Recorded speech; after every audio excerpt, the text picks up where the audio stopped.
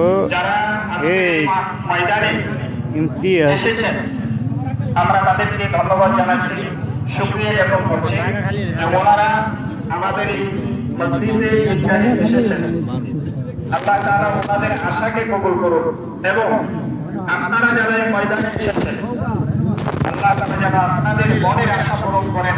সর্বশেষ যেন মাগফুরান লাহুম, আল্লাহ তাআলা যেন প্রত্যেকের গুনাহকে মাফ করে বাড়িতে যাওয়ার তৌফিক দান করেন। তো আমরা নামাজের সময় হয়ে গেছে, আমরা আমাদের মেহমানদের একটু সময় দিয়েছি। ইতিমধ্যে আমরা যারা বাইরে আছি বাসা বাড়িতে আছি আমরা চলে আসবো, সময় কিন্তু কমে গেছে।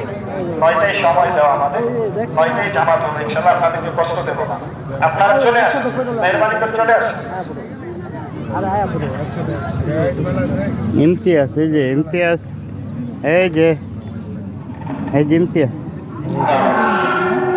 বস ওই যে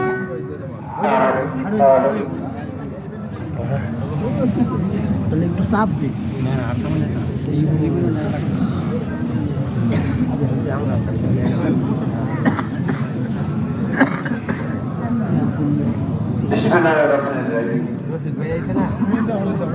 এক মাস সাধনার পরে